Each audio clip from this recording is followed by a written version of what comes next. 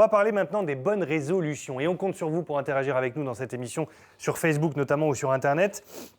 Les bonnes résolutions du début d'année, c'est vrai qu'à l'approche des fêtes de fin d'année, on se dit à la rentrée, je me lance dans telle ou telle bonne résolution. Généralement, ça dure 15 jours, 3 semaines, au mieux un mois, mais après, c'est vite oublié. Marilène est avec nous pour en parler. Bonjour Marilène, merci. Bonjour Thibaut. D'être là ce matin. Je disais, ce réveillon du 31 décembre, c'est vraiment le moment des bonnes résolutions.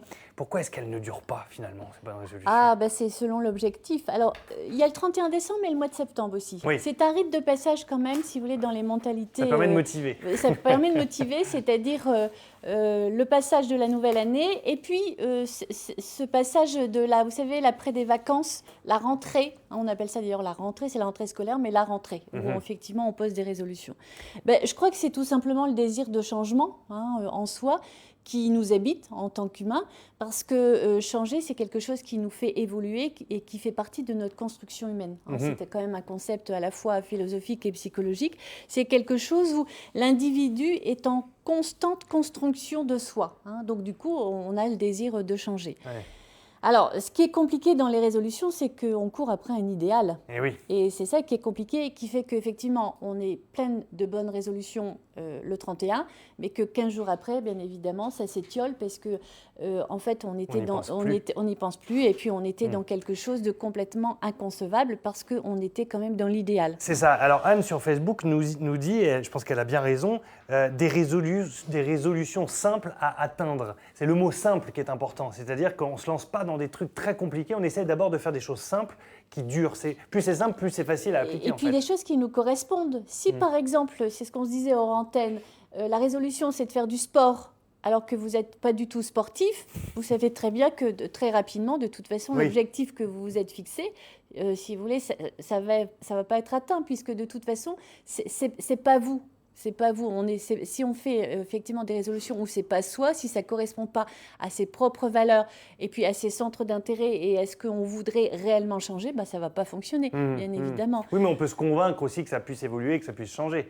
Se convaincre, d'ailleurs vous utilisez le bon mot, c'est se convaincre, c'est-à-dire essayer de se persuader réellement, mais c'est ça qui est difficile. Si vous voulez se convaincre, c'est pas quelque chose qui est tout à fait possible, parce que dans la recherche de l'idéal, c'est une façon de corriger notre image et de faire correspondre un idéal avec la réalité. Et c'est là où effectivement le compromis est un petit peu compliqué, c'est-à-dire la réalité réellement de ce que je suis, de ce que je peux faire et de ce que je ne peux pas faire. Et essayer de faire correspondre avec l'idéal, c'est là effectivement tout un chemin. C'est-à-dire de faire en sorte que les résolutions soient raisonnables, c'est ça ? Complètement, c'est-à-dire de l'ordre du possible, pouvoir évaluer ce qui est de l'ordre du possible et de l'ordre du rêve. De même, si vous voulez, exemple, je ne mange plus de sucre. On ne peut pas du jour au lendemain, alors qu'on aime le sucre, de se dire j'arrête le sucre. D'abord, ça va générer de la frustration. Et de toute façon, la frustration va être telle que de toute façon, ça ne va pas tenir. Par contre, la résolution de se dire bon, je vais diminuer le sucre, mais je vais continuer tous les jours un petit carré de chocolat, là, c'est quelque chose qui va être tenable. Si vous voulez, c'est comme, on peut faire lien avec la rubrique précédente, d'ailleurs c'est quand même souvent au mois de janvier, je dois perdre du poids, parce que les fêtes fait qu'effectivement on a été un petit peu dans le trop, mais c'est quoi réellement de perdre du poids ? Est-ce que effectivement c'est parce que j'ai pris beaucoup de poids et que effectivement je vais l'associer à un bien-être ? C'est plus se donner bonne conscience. Voilà. Mais si effectivement c'est juste, si vous voulez, pour être dans une image et de correspondre à une image sociale, c'est quelque chose qui ne va pas fonctionner. Le fait d'agir en douceur, c'est-à-dire que ces bonnes résolutions-là, on les a imaginées, on les a réfléchies, on les a un peu mûries, on essaie de les appliquer avec progressivement, et ce n'est pas brutalement le 1er janvier. Oui, c'est quelque chose, si vous voulez, où il faut qu'il y ait des répercussions positives sur soi-même. Donc c'est une décision, effectivement, avant de se lancer le défi, il faut savoir si cela va nous rendre heureux, si effectivement ça correspond à quelque chose qui va nous faire plaisir, où on va prendre du plaisir. Et bien évidemment, il faut mettre les choses en place, si vous voulez, tout doucement pour arriver, si vous voulez, à l'objectif qu'on s'est fixé. Si on veut aller trop vite, ça ne va pas fonctionner. Et la résolution, très vite, effectivement, va s'étioler. On est aussi dans la question de la volonté, effectivement, la volonté, se faire plaisir, l'intérêt que l'on a à mettre cette résolution. On peut prendre l'exemple, parce que là, dans mon cabinet, j'ai plusieurs personnes avec la reprise qui ont pris la résolution d'arrêter de fumer. Oui, on en parlait hier dans cette émission, justement. C'est Bon. un grand sujet. Grand sujet. Il faut savoir identifier pourquoi ils ont pris cette résolution-là. Alors d'abord, si c'est pour faire plaisir à l'entourage, d'emblée, de toute façon, c'est cuit. Et est-ce que la personne a réellement pris conscience de la raison pour laquelle elle veut arrêter de fumer? Si effectivement, elle donne des arguments qui sont en lien avec sa personne, c'est quelque chose qui peut tenir. Mais si ce n'est pas le cas, c'est quelque chose qui ne va pas tenir du tout, du tout, parce qu'on est du domaine de l'impossible. Ouais. Le fait de vouloir changer, est-ce que c'est forcément positif?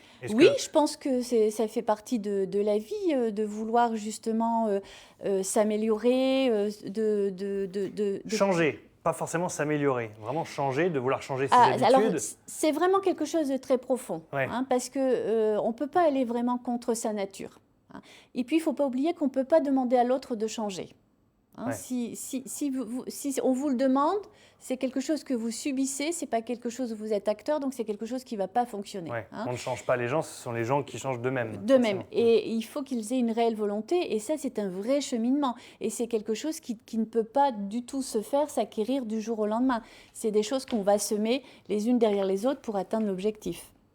Très bien, merci pour cette mise en lumière des bonnes résolutions. Donc, se fixer des petits objectifs et des objectifs à soi pour pouvoir les atteindre. Simple et à appliquer en douceur. En douceur. Merci Marilène. Direction Anne-Sophie qui a checké Internet pour avoir des réactions et des questions peut-être suite à cette chronique.